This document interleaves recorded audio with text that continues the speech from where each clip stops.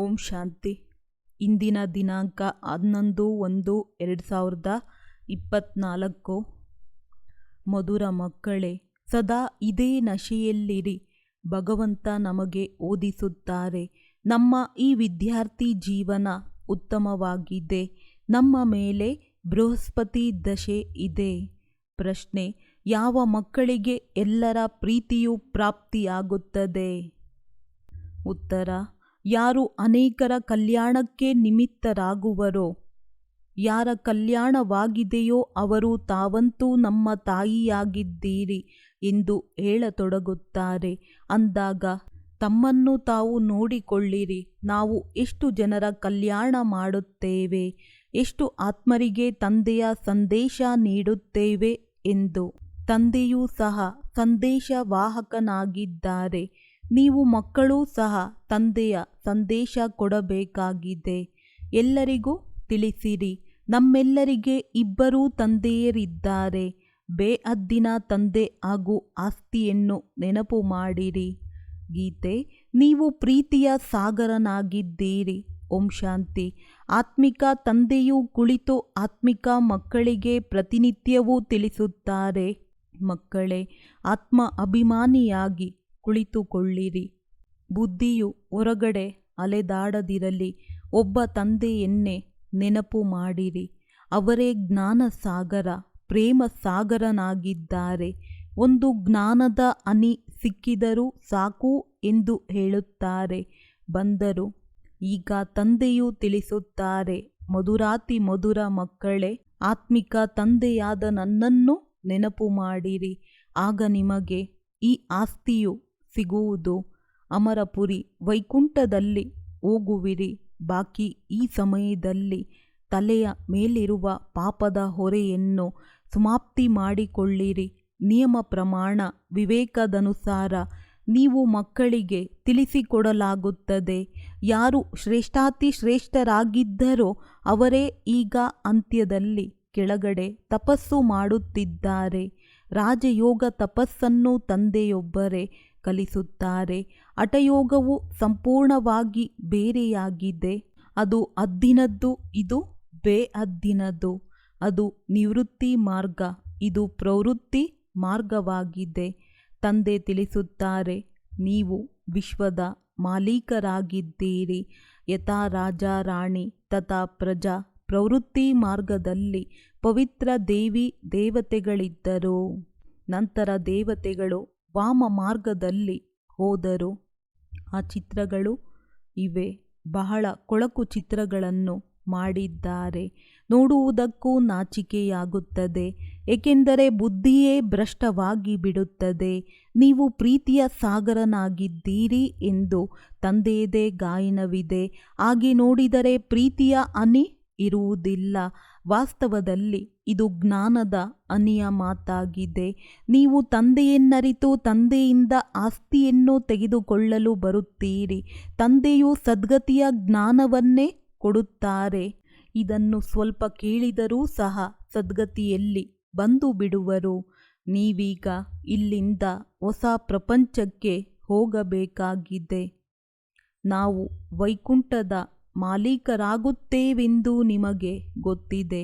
ಈ ಸಮಯದಲ್ಲಿ ಇಡೀ ವಿಶ್ವದಲ್ಲಿ ರಾವಣ ರಾಜ್ಯವಿದೆ. ತಂದೆಯು ವಿಶ್ವದ ರಾಜ್ಯಭಾಗ್ಯವನ್ನು ಕೊಡಲು ಬಂದಿದ್ದಾರೆ. ನೀವೆಲ್ಲರೂ ವಿಶ್ವದ ಮಾಲೀಕರಾಗಿದ್ದೀರಿ. ಇಲ್ಲಿಯವರೆಗೂ ಆ ಚಿತ್ರಗಳಿವೆ. ಆದರೆ ಲಕ್ಷಾಂತರ ವರ್ಷಗಳ ಮಾತಿಲ್ಲ. ಲಕ್ಷಾಂತರ ವರ್ಷಗಳೆಂದು ಹೇಳುವುದು ತಪ್ಪಾಗಿದೆ. ತಂದೆಯನ್ನೇ ಸದಾ ಸತ್ಯ ಎಂದು ಹೇಳಲಾಗುತ್ತದೆ. ತಂದೆಯ ಮುಖಾಂತರ ಇಡೀ ವಿಶ್ವವೇ ಸತ್ಯಖಂಡವಾಗುತ್ತದೆ. ಈಗ ಅಸತ್ಯಖಂಡವಾಗಿದೆ. ಈಗ ನೀವು ಮಕ್ಕಳು ತಂದೆಯಿಂದ ಆಸ್ತಿಯನ್ನು ಪಡೆಯುತ್ತಿದ್ದೀರಿ. ಆದರೆ ಇದೂ ಸಹ ಡ್ರಾಮಾದಲ್ಲಿ ನಿಶ್ಚಿತವಾಗಿದೆ. ಯಾರು ಜ್ಞಾನವನ್ನು ಕೇಳುತ್ತಾ ಕೇಳುತ್ತಾ ಆಶ್ಚರ್ಯವಾಗಿ ಕೇಳಿ ಅನ್ಯರಿಗೂ ತಿಳಿಸಿ ನಂತರ ಬಿಟ್ಟು ಹೋಗುವರೋ ಅಂಥವರನ್ನು ನೋಡಿ ತಂದೆಯು ಹೇಳುತ್ತಾರೆ, ಓಹೋ ಮಾಯೆ, ನೀನು ಎಷ್ಟು ಪ್ರಬಲವಾಗಿದ್ದೀಯೇ. ತಂದೆಯಿಂದಲೂ ನೀನು ವಿಮುಖರನ್ನಾಗಿ ಮಾಡಿಸುತ್ತೀಯ. ಅರ್ಧ ಕಲ್ಪದವರೆಗೆ ಮಾಯೆಯ ರಾಜ್ಯ ಮಾಡುವ ಕಾರಣ ಅದೇಕೆ ಪ್ರಬಲನಾಗಿರುವುದಿಲ್ಲ? ರಾವಣನೆಂದರೆ ಏನು ಎಂಬುದನ್ನು ನೀವೀಗ ತಿಳಿದುಕೊಂಡಿದ್ದೀರಿ. ಇಲ್ಲಿಯೂ ಕೆಲವು ಮಕ್ಕಳು, ಕೆಲವರು ಬುದ್ಧಿವಂತರು, ಕೆಲವರು ಬುದ್ಧಿಹೀನರಾಗಿದ್ದಾರೆ. ಈಗ ನಮ್ಮ ಮೇಲೆ ಬೃಹಸ್ಪತಿ ದಶೆ ಇದೆ. ಆದ್ದರಿಂದ ನಾವು ಸ್ವರ್ಗದಲ್ಲಿ ಹೋಗುವ ಪುರುಷಾರ್ಥ ಮಾಡುತ್ತಿದ್ದೇವೆ ಎಂದು ನಿಮಗೆ ತಿಳಿದಿದೆ. ಮನುಷ್ಯರು ಶರೀರ ಬಿಟ್ಟರೆ ಅವರೇನು ಸ್ವರ್ಗದಲ್ಲಿ ಹೋಗುವ ಪುರುಷಾರ್ಥ ಮಾಡುವುದಿಲ್ಲ. ಸ್ವರ್ಗಕ್ಕೆ ಹೋದರೆಂದು ಹಾಗೆಯೇ ಹೇಳಿಬಿಡುತ್ತಾರೆ. ನಿಮಗೆ ಗೊತ್ತಿದೆ, ನಿಜವಾಗಿಯೂ ಸ್ವರ್ಗದಲ್ಲಿ ಹೋಗುವ ಪುರುಷಾರ್ಥವನ್ನು ನಾವು ಮಾಡುತ್ತಿದ್ದೇವೆ ಅಥವಾ ಸ್ವರ್ಗದ ಮಾಲೀಕರಾಗುವ ಪುರುಷಾರ್ಥ ಮಾಡುತ್ತಿದ್ದೇವೆ. ಇವರು ಸ್ವರ್ಗಕ್ಕೆ ಹೋಗುತ್ತಿದ್ದಾರೆಂದು ಯಾರೂ ಹೇಳುವುದಿಲ್ಲ. ಹಾಗೆ ಹೇಳಿದರೆ ಇದೇನು ಹೇಳುತ್ತೀರಿ, ಸುಮ್ಮನಿರಿ. ಮನುಷ್ಯರಂತೂ ಹದ್ದಿನ ಮಾತುಗಳನ್ನೇ ತಿಳಿಸುತ್ತಾರೆ. ತಂದೆಯು ನಮಗೆ ಬೇಹದ್ದಿನ ಮಾತುಗಳನ್ನು ತಿಳಿಸುತ್ತಾರೆ. ನೀವು ಮಕ್ಕಳು ಬಹಳ ಪುರುಷಾರ್ಥ ಮಾಡಬೇಕು, ಬಹಳ ನಶೆ ಏರಬೇಕಾಗಿದೆ. ಯಾರು ಕಲ್ಪದ ಮೊದಲು ಪುರುಷಾರ್ಥ ಮಾಡಿದ್ದರೋ, ಯಾರು ಪದವಿಯನ್ನು ಪಡೆದಿದ್ದರೋ ಅವರೇ ಪಡೆಯುವರು. ಅನೇಕ ಬಾರಿ ನೀವು ಮಕ್ಕಳು ಮಾಯೆಯ ಮೇಲೆ ಜಯ ಗಳಿಸಿದ್ದೀರಿ, ಮತ್ತೆ ನೀವು ಸೋಲನ್ನು ಅನುಭವಿಸಿದ್ದೀರಿ. ಇದು ಸಹ ಡ್ರಾಮಾದಲ್ಲಿ ಮಾಡಲ್ಪಟ್ಟಿದೆ. ನೀವೀಗ ಮೃತ್ಯುಲೋಕದಿಂದ ಅಮರಲೋಕಕ್ಕೆ ಹೋಗುತ್ತಿದ್ದೀರಿ. ಆದ್ದರಿಂದ ನೀವು ಮಕ್ಕಳಿಗೆ ಬಹಳ ಖುಷಿ ಇರಬೇಕು. ವಿದ್ಯಾರ್ಥಿ ಜೀವನವು ಅತ್ಯುತ್ತಮವಾಗಿದೆ. ಈ ಸಮಯದಲ್ಲಿ ನಿಮ್ಮದು ಶ್ರೇಷ್ಠ ಜೀವನವಾಗಿದೆ. ಇದನ್ನು ಯಾವ ಮನುಷ್ಯರು ತಿಳಿದುಕೊಂಡಿಲ್ಲ. ಸ್ವಯಂ ಭಗವಂತನೇ ಬಂದು ಓದಿಸುತ್ತಾರೆ. ಅಂದ ಮೇಲೆ ಈ ವಿದ್ಯಾರ್ಥಿ ಜೀವನವು ಶ್ರೇಷ್ಠ ಜೀವನವಾಗಿದೆ. ಆತ್ಮವೇ ಓದಿಸುತ್ತದೆ. ನಂತರ ಇವರ ಹೆಸರು ಇಂತಹದ್ದು ಎಂದು ಹೇಳುತ್ತಾರೆ. ಆತ್ಮವೇ ಶಿಕ್ಷಕನಾಗಿದೆ ಎಲ್ಲವೇ. ಆತ್ಮವೇ ಕೇಳಿಸಿಕೊಂಡು ಧಾರಣೆ ಮಾಡುತ್ತದೆ. ಆತ್ಮವೇ ಕೇಳುತ್ತದೆ. ಆದರೆ ದೇಹಾಭಿಮಾನದ ಕಾರಣ ಅರ್ಥ ಮಾಡಿಕೊಳ್ಳುವುದಿಲ್ಲ. ನಾವಾತ್ಮರಿಗೆ ಈ ಶರೀರವು ಸಿಕ್ಕಿದೆ. ಈಗ ಈ ಶರೀರದ ವೃದ್ಧಾವಸ್ಥೆಯಾಗಿದೆ ಎಂದು ಸತ್ಯಯುಗದಲ್ಲಿ ತಿಳಿದುಕೊಳ್ಳುತ್ತಾರೆ. ನಾವೀಗ ಈ ಹಳೆಯ ವಸ್ತ್ರವನ್ನು ಬಿಟ್ಟು ಹೊಸದನ್ನು ತೆಗೆದುಕೊಳ್ಳುತ್ತೇವೆಂದು ತಕ್ಷಣ ಸಾಕ್ಷಾತ್ಕಾರವಾಗುತ್ತದೆ. ಭ್ರಮರಿಯ ಉದಾಹರಣೆಯು ಈಗಿನದ್ದೇ ಆಗಿದೆ. ನೀವೀಗ ತಿಳಿದುಕೊಂಡಿದ್ದೀರಿ, ನಾವು ಬ್ರಾಹ್ಮಣಿಯರಾಗಿದ್ದೇವೆ.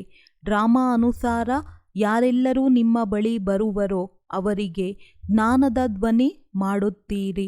ಅವರಲ್ಲಿಯೂ ಕೆಲವರು ಕಚ್ಚಾ ಆಗಿಯೇ ಉಳಿದುಕೊಳ್ಳುತ್ತಾರೆ. ಸನ್ಯಾಸಿಗಳು ಈ ಉದಾಹರಣೆಯನ್ನು ಕೊಡಲು ಸಾಧ್ಯವಿಲ್ಲ. ಅವರು ಅನ್ಯರನ್ನು ತಮ್ಮ ಸಮಾನರನ್ನಾಗಿ ಮಾಡಿಕೊಳ್ಳುವುದಿಲ್ಲ. ನಿಮ್ಮ ಬಳಿಯಂತೂ ಗುರಿ ಧ್ಯೇಯವಿದೆ. ಈ ಸತ್ಯನಾರಾಯಣನ ಕತೆ, ಅಮರ ಕತೆ ಇದೆಲ್ಲವೂ ನಿಮ್ಮದೇ ಆಗಿದೆ. ತಂದೆಯೊಬ್ಬರೇ ಸತ್ಯವನ್ನು ತಿಳಿಸುತ್ತಾರೆ, ಉಳಿದೆಲ್ಲವೂ ಅಸತ್ಯವಾಗಿದೆ. ಅಲ್ಲಿ ಸತ್ಯನಾರಾಯಣನ ಕಥೆಯನ್ನು ತಿಳಿಸಿ ಪ್ರಸಾದವನ್ನು ಕೊಡುತ್ತಾ ಇರುತ್ತಾರೆ. ಆದರೆ ಆ ಹದ್ದಿನ ಮಾತುಗಳೆಲ್ಲಿ, ಈ ಬೇಹದ್ದಿನ ಮಾತುಗಳೆಲ್ಲಿ? ತಂದೆಯು ನಿಮಗೆ ಸಲಹೆ ನೀಡುತ್ತಾರೆ, ನೀವು ಅದನ್ನು ಬರೆದಿಡುತ್ತೀರಿ. ಬಾಕಿ ಎಲ್ಲ ಗ್ರಂಥಗಳು, ಶಾಸ್ತ್ರಗಳು ಎಲ್ಲವೂ ಸಮಾಪ್ತಿಯಾಗುವವು. ಯಾವ ಹಳೆಯ ವಸ್ತುಗಳು ಉಳಿಯುವುದಿಲ್ಲ. ಮನುಷ್ಯರು ಕಲಿಯುಗ ಇನ್ನೂ 40,000 ವರ್ಷಗಳಿದೆ ಎಂದು ತಿಳಿದುಕೊಂಡಿರುವ ಕಾರಣ ದೊಡ್ಡ ದೊಡ್ಡ ಬಂಗಲೆಗಳನ್ನು ಕಟ್ಟಿಸುತ್ತಿರುತ್ತಾರೆ, ಖರ್ಚು ಮಾಡುತ್ತಿರುತ್ತಾರೆ. ಇವೆಲ್ಲವನ್ನು ಸಮುದ್ರ ಬಿಡುತ್ತದೆಯೇ? ಒಂದೇ ಅಲೆಯು ಇದೆಲ್ಲವನ್ನು ನುಂಗಿ ಬಿಡುವುದು. ಈ ಬಾಂಬೆಯು ಮೊದಲು ಇರಲಿಲ್ಲ, ಮುಂದೆಯೂ ಇರುವುದಿಲ್ಲ. ಈಗ 100 ವರ್ಷಗಳಲ್ಲಿ ಏನೇನು ತಯಾರಾಗಿದೆ? ಮೊದಲು ವೈಸರಾಯರು 4 ಕುದುರೆಗಳ ರಥದಲ್ಲಿ ಬರುತ್ತಿದ್ದರು. ಈಗ ಸ್ವಲ್ಪವೇ ಸಮಯದಲ್ಲಿ ಏನೇನು ಬಂದು ಬಿಟ್ಟಿದೆ. ಸ್ವರ್ಗವಂತೂ ಬಹಳ ಚಿಕ್ಕದಾಗಿರುವುದು. ನದಿಯ ತೀರದಲ್ಲಿ ನಿಮ್ಮ ಮೆಹಲುಗಳಿರುವವು. ಈಗ ನೀವು ಮಕ್ಕಳ ಮೇಲೆ ಬೃಹಸ್ಪತಿ ದಶೆ ಇದೆ. ನಾವು ಎಷ್ಟು ಸಾಹುಕಾರರಾಗುತ್ತೇವೆಂದು ಮಕ್ಕಳಿಗೆ ಖುಷಿ ಇರಬೇಕು. ಯಾರಾದರೂ ದಿವಾಳಿಯಾದರೆ ಅದು ರಾಹುವಿನ ದೆಸೆ ಎಂದು ಹೇಳಲಾಗುತ್ತದೆ. ನೀವೀಗ ತಮ್ಮ ದೆಸೆಯ ಮೇಲೆ ಹರ್ಷಿತರಾಗಿರಿ. ಭಗವಂತ ತಂದೆಯೇ ನಮಗೆ ಓದಿಸುತ್ತಾರೆ. ಹಾಗೆ ನೋಡಿದರೆ ಭಗವಂತ ಯಾರಿಗಾದರೂ ಓದಿಸುತ್ತಾರೇನೋ? ಆದರೆ ನೀವೀಗ ತಿಳಿದುಕೊಂಡಿದ್ದೀರಿ. ನಮ್ಮ ಈ ವಿದ್ಯಾರ್ಥಿ ಜೀವನವು ಅತ್ಯುತ್ತಮವಾಗಿದೆ. ನಾವು ನರನಿಂದ ನಾರಾಯಣ ವಿಶ್ವದ ಮಾಲೀಕರಾಗುತ್ತೇವೆ. ಇಲ್ಲಿ ನಾವು ರಾವಣ ರಾಜ್ಯದಲ್ಲಿ ಬಂದು ಸಿಕ್ಕಿ ಹಾಕಿಕೊಂಡಿದ್ದೇವೆ. ಈಗ ಪುನಃ ಸುಖಧಾಮದಲ್ಲಿ ಹೋಗುತ್ತೇವೆ. ನೀವು ಸಂಗಮಯುಗಿ ಬ್ರಾಹ್ಮಣರಾಗಿದ್ದೀರಿ. ಬ್ರಹ್ಮರವರ ಮುಖಾಂತರ ಸ್ಥಾಪನೆಯಾಗುತ್ತದೆ. ಅಂದ ಮೇಲೆ ಕೇವಲ ಒಬ್ಬರಿಂದ ಆಗುವುದೇ? ಅನೇಕರಿರುವವರಲ್ಲವೇ? ನೀವು ಈಶ್ವರನ ಸೇವಾದಾರಿಗಳಾಗುತ್ತೀರಿ. ತಂದೆಯು ಯಾವ ಸ್ವರ್ಗ ಸ್ಥಾಪನೆ ಮಾಡುವ ಸೇವೆ ಮಾಡುವರೋ ಅದರಲ್ಲಿ ನೀವು ಸಹಯೋಗ ನೀಡುತ್ತೀರಿ. ಯಾರು ಹೆಚ್ಚು ಸಹಯೋಗಿಯಾಗುವರೋ ಅವರು ಹೆಚ್ಚು ಶ್ರೇಷ್ಠ ಪದವಿಯನ್ನು ಪಡೆಯುವರು. ಯಾರು ಹಸಿವಿನಿಂದ ನರಳುವುದಿಲ್ಲ. ಇಲ್ಲಿ ಭಿಕ್ಷುಕರ ಬಳಿಯೂ ಸಹ ಹುಡುಕಿ ನೋಡಿದರೆ ಸಾವಿರಾರು ರೂಪಾಯಿಗಳಿರುತ್ತವೆ. ಯಾರೂ ಹಸಿವಿನಿಂದ ಇರುವುದಿಲ್ಲ. ನೀವಂತೂ ತಂದೆಯ ಮಕ್ಕಳಾಗಿದ್ದೀರಿ. ಬಲೆ ತಂದೆಯು ಬಡವರಾಗಿದ್ದರೂ ಮಕ್ಕಳಿಗೆ ಊಟ ಕೊಡುವ ತನಕ ತಾವು ಸೇವಿಸುವುದಿಲ್ಲ. ಏಕೆಂದರೆ ಮಕ್ಕಳು ವಾರಸುದಾರರಾಗಿರುತ್ತಾರೆ. ಅವರ ಮೇಲೆ ಪ್ರೀತಿ ಇರುತ್ತದೆ. ಸತ್ಯಯುಗದಲ್ಲಂತೂ ಬಡವರ ಮಾತಿಲ್ಲ. ಯಥೇಚ್ಛವಾಗಿ ದವಸ ಧಾನ್ಯಗಳಿರುತ್ತವೆ. ಬೇಅದ್ದಿನ ಶ್ರೀಮಂತಿಕೆ ಇರುತ್ತದೆ. ಅಲ್ಲಿನ ಉಡುಗೆ ತೊಡುಗೆಗಳು ಎಷ್ಟು ಸುಂದರವಾಗಿವೆ. ಆದ್ದರಿಂದಲೇ ತಂದೆಯು ತಿಳಿಸುತ್ತಾರೆ, ಬಿಡುವು ಸಿಕ್ಕಿದಾಗಲೆಲ್ಲ ಲಕ್ಷ್ಮೀನಾರಾಯಣರ ಚಿತ್ರದ ಮುಂದೆ ಹೋಗಿ ಕುಳಿತುಕೊಳ್ಳಿರಿ. ರಾತ್ರಿಯ ಸಮಯದಲ್ಲಿಯೂ ಕುಳಿತುಕೊಳ್ಳಬಹುದು. ಈ ಲಕ್ಷ್ಮೀನಾರಾಯಣರನ್ನು ನೋಡುತ್ತಾ ನೋಡುತ್ತಾ ಹಾಗೆಯೇ ಮಲಗಿಬಿಡಿ. ಓಹೋ, ಬಾಬಾ ನಮ್ಮನ್ನು ಈ ರೀತಿ ಮಾಡುತ್ತಾರೆ.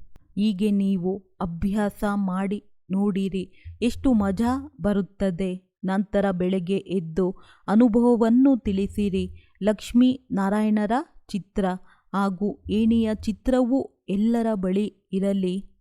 ನಮಗೆ ಯಾರು ಓದಿಸುತ್ತಾರೆಂದು ವಿದ್ಯಾರ್ಥಿಗಳಿಗೆ ಗೊತ್ತಿದೆ. ಎಲ್ಲವೂ ವಿದ್ಯೆಯ ಮೇಲೆ ಆಧಾರಿತವಾಗಿದೆ. ಸ್ವರ್ಗದ ಮಾಲೀಕರಂತೂ ಆಗುವಿರಿ. ಆದರೆ ಪದವಿಯ ಆಧಾರವೂ ವಿದ್ಯೆಯ ಮೇಲಿದೆ. ತಂದೆಯು ತಿಳಿಸುತ್ತಾರೆ, ಮಕ್ಕಳೇ, ಈ ಪುರುಷಾರ್ಥ ಮಾಡಿರಿ. ನಾನಾತ್ಮನಾಗಿದ್ದೇನೆ, ಶರೀರವಲ್ಲ. ನಾನು ತಂದೆಯಿಂದ ಆಸ್ತಿಯನ್ನು ತೆಗೆದುಕೊಳ್ಳುತ್ತೇನೆ. ಯಾವುದೇ ಕಷ್ಟವಿಲ್ಲ. ಮಾತೆಯರಿಗಂತೂ ಬಹಳ ಸಹಜವಾಗಿದೆ. ಪುರುಷರಾದರೂ ಉದ್ಯೋಗ ವ್ಯವಹಾರಗಳ ಕಡೆ ಹೊರಟು ಹೋಗುತ್ತಾರೆ. ಈ ಗುರಿ ದೇಹದ ಚಿತ್ರದ ಬಗ್ಗೆ ನೀವು ಬಹಳ ಸರ್ವಿಸ್ ಮಾಡಬಹುದು. ಅನೇಕರ ಕಲ್ಯಾಣ ಮಾಡುತ್ತೀರೆಂದರೆ ನಿಮ್ಮನ್ನು ಬಹಳ ಪ್ರೀತಿ ಮಾಡುತ್ತಾರೆ. ನೀವಂತೂ ನಮಗೆ ತಾಯಿಯಾಗಿದ್ದೀರಿ ಎಂದು ಹೇಳುತ್ತಾರೆ. ಜಗತ್ತಿನ ಕಲ್ಯಾಣಕ್ಕಾಗಿ ನೀವು ಮಾತೆಯರ ನಿಮಿತ್ತರಾಗಿದ್ದೀರಿ. ತಮ್ಮನ್ನು ನೋಡಿಕೊಳ್ಳಿ. ನಾವು ಎಷ್ಟು ಜನರ ಕಲ್ಯಾಣ ಮಾಡಿದ್ದೇವೆ, ಎಷ್ಟು ಮಂದಿಗೆ ತಂದೆಯ ಸಂದೇಶ ಕೊಟ್ಟಿದ್ದೇವೆ. ತಂದೆಯೂ ಸಹ ಸಂದೇಶವಾಹಕನಾಗಿದ್ದಾರೆ. ಮತ್ಯಾರಿಗೂ ಸಂದೇಶವಾಹಕರೆಂದು ಹೇಳುವುದಿಲ್ಲ. ತಂದೆಯು ನಿಮಗೆ ಸಂದೇಶ ಕೊಡುತ್ತಾರೆ. ಅದನ್ನು ನೀವು ಎಲ್ಲರಿಗೂ ತಿಳಿಸಿರಿ. ಬೇಅದ್ದಿನ ತಂದೆ ಹಾಗೂ ಆಸ್ತಿಯನ್ನು ನೆನಪು ಮಾಡಿರಿ. 84 ಜನ್ಮಗಳ ಚಕ್ರವನ್ನು ನೆನಪು ಮಾಡಿರಿ. ನೀವು ಸಂದೇಶವಾಹಕ, ತಂದೆಯ ಮಕ್ಕಳು, ಸಂದೇಶ ನೀಡುವವರಾಗಿದ್ದೀರಿ. ಎಲ್ಲರಿಗೂ ಹೇಳಿರಿ, ನಮ್ಮೆಲ್ಲರಿಗೆ ಇಬ್ಬರು ತಂದೆಯರಿದ್ದಾರೆ. ಬೇಅದ್ದಿನ ತಂದೆಯು ಸುಖ ಹಾಗೂ ಶಾಂತಿಯ ಆಸ್ತಿಯನ್ನು ಕೊಟ್ಟಿದ್ದಾರೆ. ನಾವು ಸುಖಧಾಮದಲ್ಲಿದ್ದಾಗ ಉಳಿದವರೆಲ್ಲರೂ ಶಾಂತಿಧಾಮದಲ್ಲಿದ್ದರು. ನಂತರ ನಾವು ಜೀವನ್ಮುಕ್ತಿಯಲ್ಲಿ ಬರುತ್ತೇವೆ. ನಾವೀಗ ಹಿಂತಿರುಗಿ ಹೋಗಬೇಕಾಗಿದೆ. ಪುನಃ ಸತ್ಯಯುಗದಲ್ಲಿ ನಾವೇ ವಿಶ್ವದ ಮಾಲೀಕರಾಗುತ್ತೇವೆ. ಒಂದು ಗೀತೆಯೂ ಇದೆ, ಬಾಬಾ ನಿಮ್ಮಿಂದ ನಮಗೆ ಇಡೀ ವಿಶ್ವದ ರಾಜ್ಯಭಾಗ್ಯ ಸಿಗುತ್ತದೆ. ಇಡೀ ಧರಣಿ, ಸಮುದ್ರ, ಆಕಾಶ ಎಲ್ಲವೂ ನಮ್ಮ ಕೈಯಲ್ಲಿರುತ್ತವೆ. ಈ ಸಮಯದಲ್ಲಿ ನಾವು ತಂದೆಯಿಂದ ಬೇಅದ್ದಿನ ಆಸ್ತಿಯನ್ನು ಪಡೆಯುತ್ತಿದ್ದೇವೆ. ನಾವು ಗುಪ್ತ ಸೈನಿಕರು, ಗುಪ್ತ ಯೋಧರು, ಶಿವಶಕ್ತಿ ಸೇನೆ. ಇದು ಜ್ಞಾನದ ಖಡ್ಗ, ಜ್ಞಾನ ಬಾಣವಾಗಿದೆ. ಇದಕ್ಕಾಗಿ ಅವರು ದೇವಿಯರಿಗೆ ಸ್ಥೂಲ ಆಯುಧಗಳನ್ನು ತೋರಿಸಿದ್ದಾರೆ. ಭಕ್ತಿ ಮಾರ್ಗದಲ್ಲಿ ಎಷ್ಟೊಂದು ಮಂದಿರ, ಎಷ್ಟೊಂದು ಚಿತ್ರಗಳಿವೆ. ಆದ್ದರಿಂದ ತಂದೆಯು ಹೇಳುತ್ತಾರೆ, ಭಕ್ತಿ ಮಾರ್ಗದಲ್ಲಿ ನೀವು ಎಲ್ಲ ಹಣವನ್ನು ಮುಗಿಸಿದ್ದೀರಿ. ಈಗ ಈ ಮಂದಿರ ಮುಂತಾದವುಗಳೆಲ್ಲವೂ ಸಮಾಪ್ತಿಯಾಗಲಿವೆ, ಮುಳುಗಿ ಹೋಗುತ್ತವೆ. ನಿಮಗೂ ಸಾಕ್ಷಾತ್ಕಾರ ಮಾಡಿಸಿದ್ದರು. ಸತ್ಯಯುಗದಲ್ಲಿ ಹೇಗೆ ಗಣಿಗಳಿಂದ ವಜ್ರ ರತ್ನಗಳನ್ನು ತೆಗೆದುಕೊಂಡು ಬರುತ್ತಾರೆ, ಏಕೆಂದರೆ ಇಲ್ಲಿನ ಸಂಪತ್ತೆಲ್ಲವೂ ಒಳಗೆ ಹೊರಟು ಹೋಗುತ್ತದೆ. ದೊಡ್ಡ ದೊಡ್ಡ ರಾಜರ ಬಳಿ ಕಣಜಗಳಿರುತ್ತವೆ, ಅದೆಲ್ಲವೂ ಮಣ್ಣಲ್ಲಿ ಸೇರಿ ಬಿಡುತ್ತದೆ. ನಂತರ ನಿಮ್ಮ ಶಿಲ್ಪಿಗಳು ಹೋಗಿ ತೆಗೆದುಕೊಂಡು ಬರುತ್ತಾರೆ. ಇಲ್ಲದಿದ್ದರೆ ಇಷ್ಟೊಂದು ಚಿನ್ನ ಇತ್ಯಾದಿ ಎಲ್ಲಿಂದ ಬರುವುದು? ಸ್ವರ್ಗದ ಚಿತ್ರವನ್ನು ಅಜ್ಮೀರಿನಲ್ಲಿ ನೋಡುತ್ತೀರಲ್ಲವೇ? ತಂದೆಯು ತಿಳಿಸಿದ್ದರು, ಇದೇ ರೀತಿ ಮ್ಯೂಸಿಯಂ ಮಾಡಿರಿ, ಸ್ವರ್ಗದ ಸುಂದರ ಮಾದರಿಗಳನ್ನು ಮಾಡಿಸಿ. ನಿಮಗೆ ಗೊತ್ತಿದೆ, ನಾವೀಗ ನಮ್ಮ ರಾಜಧಾನಿಯನ್ನು ಸ್ಥಾಪನೆ ಮಾಡುತ್ತಿದ್ದೇವೆ. ಮೊದಲು ಏನೂ ತಿಳಿದಿರಲಿಲ್ಲ, ಈಗ ತಿಳಿದುಕೊಳ್ಳುತ್ತಾ ಹೋಗುತ್ತಿದ್ದೇವೆ. ನಾವು ಪ್ರತಿಯೊಬ್ಬರ ಆಂತರ್ಯವನ್ನು ತಿಳಿದುಕೊಂಡಿದ್ದೇವೆ ಎಂದಲ್ಲ. ಕೆಲವರು ವಿಕಾರಿಗಳು ಬರುತ್ತಿದ್ದರು. ಆಗ ಏಕೆ ಬರುತ್ತೀರಿ ಎಂದು ಕೇಳಿದಾಗ ನಾವು ಇಲ್ಲಿಗೆ ಬಂದಾಗಲೇ ವಿಕಾರಗಳಿಂದ ಮುಕ್ತರಾಗುತ್ತೇವೆ ತಾನೆ. ನಾನು ಬಹಳ ಪಾಪಾತ್ಮನಾಗಿದ್ದೇನೆ.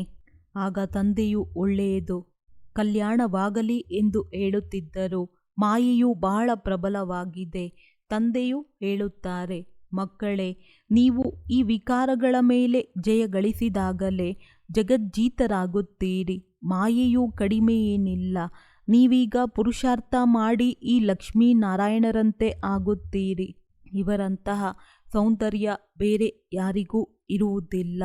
ಇದು ಸ್ವಾಭಾವಿಕ ಸೌಂದರ್ಯವಾಗಿದೆ. ಪ್ರತಿ 5000 ವರ್ಷಗಳ ನಂತರ ಸ್ವರ್ಗದ ಸ್ಥಾಪನೆಯಾಗುತ್ತದೆ. ನಂತರ 84 ಜನ್ಮಗಳ ಚಕ್ರದಲ್ಲಿ ಬರುತ್ತಾರೆ. ಇದು ವಿಶ್ವವಿದ್ಯಾಲಯ ಹಾಗೂ ಆಸ್ಪತ್ರೆಯಾಗಿದೆ ಎಂದು ನೀವು ಬರೆಯಬಹುದು. ಆರೋಗ್ಯಕ್ಕಾಗಿ ಆಸ್ಪತ್ರೆ, ಐಶ್ವರ್ಯಕ್ಕಾಗಿ ವಿಶ್ವವಿದ್ಯಾಲಯ. ಆರೋಗ್ಯ, ಭಾಗ್ಯ, ಸಂತೋಷ 21 ಜನ್ಮಗಳಿಗಾಗಿ ಬಂದು ಪ್ರಾಪ್ತಿ ಮಾಡಿಕೊಳ್ಳಿರಿ. ಹೇಗೆ ವ್ಯಾಪಾರಿಗಳು ತಮ್ಮ ಬೋರ್ಡನ್ನು ಹಾಕುತ್ತಾರೆ, ಮನೆಗಳಲ್ಲಿಯೂ ಬೋರ್ಡ್ ಹಾಕಿಕೊಂಡಿರುತ್ತಾರೆ. ಇಲ್ಲಿಯೂ ಯಾರು ನಶೆಯಲ್ಲಿರುವರೋ ಅವರೇ ಈ ರೀತಿ ಬರೆಯುತ್ತಾರೆ. ಯಾರೇ ಬರಲಿ ಅವರಿಗೆ ತಿಳಿಸಿರಿ, ನೀವು ಬೇಅದ್ದಿನ ತಂದೆಯಿಂದ ಆಸ್ತಿಯನ್ನು ಪಡೆದುಕೊಂಡಿದ್ದೀರಿ. ನಂತರ 84 ಜನ್ಮಗಳನ್ನು ಪಡೆದು ನೀವು ಪತಿತರಾಗಿದ್ದೀರಿ. ಈಗ ಪಾವನರಾಗಿ ತಮ್ಮನ್ನು ಆತ್ಮನೆಂದು ತಿಳಿಯಿರಿ. ತಂದೆಯನ್ನು ನೆನಪು ಮಾಡಿರಿ. ಈ ಬ್ರಹ್ಮ ತಂದೆಯು ಹಾಗೆಯೇ ಮಾಡುತ್ತಾರೆ. ಇವರು ಮೊದಲನೇ ನಂಬರಿನ ಪುರುಷಾರ್ಥಿಯಾಗಿದ್ದಾರೆ. ಬಾಬಾ, ಬಹಳ ಬಿರುಗಾಳಿಗಳು ಬರುತ್ತವೆ ಎಂದು ಕೆಲವು ಮಕ್ಕಳು ಪತ್ರ ಬರೆಯುತ್ತಾರೆ. ನಾನು ಬರೆಯುತ್ತೇನೆ, ಬ್ರಹ್ಮ ತಂದೆ ನನ್ನ ಬಳಿಯಂತೂ ಎಲ್ಲ ಬಿರುಗಾಳಿಗಳು ಮೊದಲು ಬರುತ್ತವೆ. ನಾನು ಮೊದಲು ಅನುಭವಿಯಾದಾಗಲೇ ತಿಳಿಸುವೆನಲ್ಲವೇ? ಇದಂತೂ ಮಾಯೆಯ ಉದ್ಯೋಗವಾಗಿದೆ. ಈಗ ತಂದೆಯು ತಿಳಿಸುತ್ತಾರೆ, ಮಧುರ ಮುದ್ದಾದ ಮಕ್ಕಳೇ, ಈಗ ನಿಮ್ಮ ಮೇಲೆ ಬೃಹಸ್ಪತಿ ದಶೆಯಿದೆ. ನೀವು ಯಾರಿಗೂ ತಮ್ಮ ಜನ್ಮ ಪತ್ರಿಕೆಯನ್ನು ತೋರಿಸುವ ಅವಶ್ಯಕತೆ ಇಲ್ಲ. ತಂದೆಯು ಎಲ್ಲವನ್ನೂ ತಿಳಿಸಿಬಿಡುತ್ತಾರೆ. ಅಲ್ಲಿ ದೀರ್ಘಾಯಸ್ಸು ಇರುತ್ತದೆ. ಕೃಷ್ಣನಿಗೂ ಯೋಗೇಶ್ವರನೆಂದು ಹೇಳುತ್ತಾರೆ. ಇವರಿಗೆ ಯೋಗೇಶ್ವರನೇ ಯೋಗವನ್ನು ಕಲಿಸಿದರು. ಆದ್ದರಿಂದ ಈ ರೀತಿ ಆದರು. ಯಾವುದೇ ಮನುಷ್ಯ ಮಾತ್ರರು, ಸನ್ಯಾಸಿ ಮೊದಲಾದವರಿಗೂ ಯೋಗೇಶ್ವರನೆಂದು ಹೇಳಲು ಸಾಧ್ಯವಿಲ್ಲ. ನಿಮಗೆ ಈಶ್ವರನೇ ಯೋಗವನ್ನು ಕಲಿಸುತ್ತಾರೆ. ಆದ್ದರಿಂದ ಯೋಗೇಶ್ವರ, ಯೋಗೇಶ್ವರಿ ಎಂಬ ಹೆಸರನ್ನು ಇಡಲಾಗಿದೆ. ಈ ಸಮಯದಲ್ಲಿ ಜ್ಞಾನೇಶ್ವರಿಯು ನೀವೇ ಆಗಿದ್ದೀರಿ. ಮತ್ತೆ ಹೋಗಿ ರಾಜರಾಜೇಶ್ವರಿಯೂ ನೀವೇ ಆಗುತ್ತೀರಿ. ಒಳ್ಳೆಯದು. ಮಧುರಾತಿ ಮಧುರ. ಅಗಲಿ ಹೋಗಿ ಮರಳಿ ಸಿಕ್ಕಿರುವಂತಹ ಮಕ್ಕಳಿಗೆ ಪ್ರೀತಿಯ ಮಾತ್ಪಿತಾ ಬಾಪ್ದಾದಾರವರ ನೆನಪು, ಪ್ರೀತಿ ಹಾಗೂ ಸುಪ್ರಭಾತ. ಆತ್ಮೀಯ ಮಕ್ಕಳಿಗೆ ಆತ್ಮೀಯ ತಂದೆಯ ನಮಸ್ತೆ. ಧಾರಣೆಗಾಗಿ ಮುಖ್ಯ ಸಾರ: ಗುರಿ ಧ್ಯೇಯವನ್ನು ಮುಂದಿಟ್ಟುಕೊಂಡು ಪುರುಷಾರ್ಥ ಮಾಡಿರಿ. ಲಕ್ಷ್ಮೀ ನಾರಾಯಣರ ಚಿತ್ರವನ್ನು ಸನ್ಮುಖದಲ್ಲಿ ನೋಡುತ್ತಾ ತಮ್ಮೊಂದಿಗೆ ತಾವು ಮಾತನಾಡಿಕೊಳ್ಳಿರಿ. ಓಹೋ, ತಂದೆಯು ನಮ್ಮನ್ನು ಈ ರೀತಿ ಮಾಡುತ್ತಾರೆ. ಈಗ ನಮ್ಮ ಮೇಲೆ ಬೃಹಸ್ಪತಿ ದಶೆ ಕುಳಿತಿದೆ. ತಮ್ಮ ಸಮಾನರನ್ನಾಗಿ ಮಾಡಿಕೊಳ್ಳಲು ಭ್ರಮರಿಯ ತರಹ ಜ್ಞಾನದ ಧ್ವನಿ ಮಾಡಿರಿ. ಈಶ್ವರಿಯ ಸೇವಾಧಾರಿಗಳಾಗಿ ಸ್ವರ್ಗ ಸ್ಥಾಪನೆಯಲ್ಲಿ ತಂದೆಗೆ ಸಹಯೋಗ ನೀಡಿರಿ. ವರದಾನ: ದೇಹಬಾನದಿಂದ ನ್ಯಾರ ಆಗಿ ಪರಮಾತ್ಮ ಪ್ರೀತಿಯ ಅನುಭವ ಮಾಡುವಂತಹ ಕಮಲ ಆಸನಧಾರಿ ಭವ. ಕಮಲ ಆಸನ ಬ್ರಾಹ್ಮಣ ಆತ್ಮಗಳ ಶ್ರೇಷ್ಠ ಸ್ಥಿತಿಯ ಚಿಹ್ನೆಯಾಗಿದೆ. ಇಂತಹ ಕಮಲ ಆಸನಧಾರಿ ಆತ್ಮರು ಸ್ವತಃವಾಗಿ ಈ ದೇಹಬಾನದಿಂದ ದೂರವಿರುತ್ತಾರೆ. ಅವರಿಗೆ ಶರೀರದ ಬಾನ ತನ್ನ ಕಡೆ ಆಕರ್ಷಣೆ ಮಾಡುವುದಿಲ್ಲ. ಹೇಗೆ ಬ್ರಹ್ಮ ತಂದೆಗೆ ನಡೆಯುತ್ತಾ ತಿರುಗಾಡುತ್ತಾ ಫರಿಷ್ಠಾ ರೂಪ ಹಾಗೂ ದೇವತಾ ರೂಪ ಸದಾ ಸ್ಮೃತಿಯಲ್ಲಿತ್ತು, ಹೀಗೆ ಸ್ವಾಭಾವಿಕವಾಗಿ ದೇಹಿ ಅಭಿಮಾನಿ ಸ್ಥಿತಿ ಸದಾ ಇರಬೇಕು. ಇದಕ್ಕೆ ಹೇಳಲಾಗುತ್ತದೆ ದೇಹಬಾನದಿಂದ ನ್ಯಾರ. ಈ ರೀತಿ ದೇಹಬಾನದಿಂದ ನ್ಯಾರ ಇರುವವರೇ ಪರಮಾತ್ಮನಿಗೆ ಪ್ಯಾರ ಆಗಿ ಬಿಡುತ್ತಾರೆ. ಸ್ಲೋಗನ್: ನಿಮ್ಮಲ್ಲಿರುವ ವಿಶೇಷತೆ ಹಾಗೂ ಗುಣ ಪ್ರಭು ಪ್ರಸಾದವಾಗಿದೆ. ಅವುಗಳನ್ನು ನನ್ನದು ಎಂದು ತಿಳಿಯುವುದೇ ದೇಹ ಅಭಿಮಾನವಾಗಿದೆ. ಅವ್ಯಕ್ತ ಸೈಲೆನ್ಸ್ನ ಮೂಲಕ ಡಬಲ್ ಲೈಟ್ ಫರಿಷ್ಠಾ ಸ್ಥಿತಿಯ ಅನುಭವ ಮಾಡಿ. ಬ್ರಹ್ಮ ತಂದೆಯೊಂದಿಗೆ ಪ್ರೀತಿ ಇದೆ ಎಂದರೆ ಈಗ ಬ್ರಹ್ಮ ತಂದೆಯ ಸಮಾನ ಫರಿಷ್ಠೆಯಾಗಿರಿ. ಸದಾ ತಮ್ಮ ಲೈಟ್ನ ಫರಿಷ್ಠಾ ಸ್ವರೂಪ ಮುಂದೆ ಕಾಣಿಸಲಿ. ಈ ರೀತಿಯಾಗಬೇಕೆಂದು ಮತ್ತು ಭವಿಷ್ಯ ರೂಪ ಕಾಣಿಸಲಿ. ಈಗ ಇದನ್ನು ಬಿಟ್ಟು ಅದನ್ನು ತೆಗೆದುಕೊಳ್ಳುವುದು ಯಾವಾಗ ಇಂತಹ ಅನುಭೂತಿಯಾಗುತ್ತದೆ ಆಗ ತಿಳಿದುಕೊಳ್ಳಿ, ಸಂಪೂರ್ಣತೆಗೆ ಸಮೀಪವಿದ್ದೇವೆ. ಒಳ್ಳೆಯದು. ಓಂ ಶಾಂತಿ.